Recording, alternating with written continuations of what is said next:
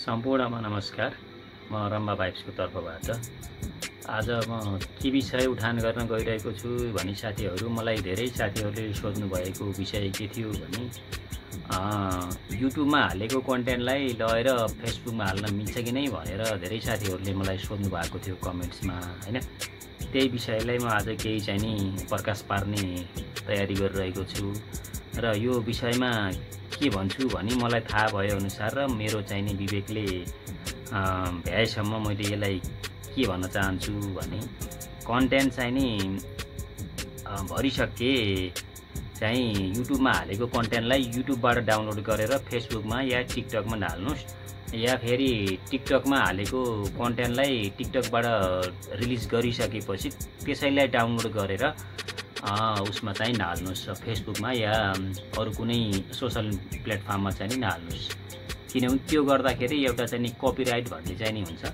त्यो कपिराइट चाहिँ लाग्न सक्छ साथीहरू हैन। त्यही भएर म नहाल्ने सल्लाह दिन्छु हैन। किनभने अब हामीले कुनै भिडियो खिच्दाखेरि त्यो भिडियो चाहिँ नि युट्युबमा अपलोड गरियो भने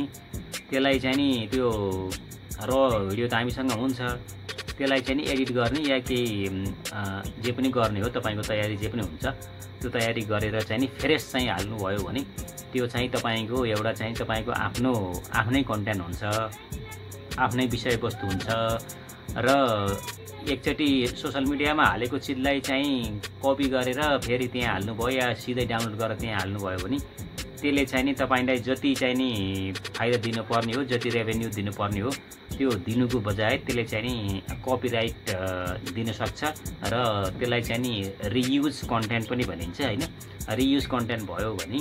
त्यसबाट बनेको केही चाहिँ नि रेभेन्यू हुन्छ या चाहिँ नि केही चाहिँ नि अब आर्थिक केही बन्न सक्ने सम्भावना रह्यो र बन्यो भने त्यो चाहिँ मेन सर्जकलाई जाने गर्छ युट्युब मार्फत हैन। अनि फेसबुक मार्फत पनि त्यही हुने गर्छ र फेसबुकमा धेरैचोटि यस्तो कपिराइट भयो र तपाईले अर्काको विषयवस्तुहरू चाहिँ अपलोड गर्नुभयो भने तपाईको एकाउन्ट चाहिँ डिसेबल या निष्क्रिय गरिदिन सक्छ हैन। त्यो मैले जानकारी गराएँ र यस्तै विषयवस्तुहरूमा केहीमा दुविधा छ भने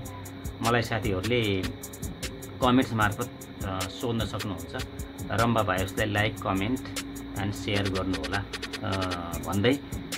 विजयादशमी 2082 को सम्पूर्ण युट्युब फ्यामिलीहरूलाई धेरै धेरै मङ्गलमय शुभकामना, सबैको शान्ति, समृद्धि र सुखमयको कामना गर्दछु र सबैको भलो होस्, सबैको प्रगति होस् भन्न चाहन्छु। हस्त साथीहरू नमस्कार।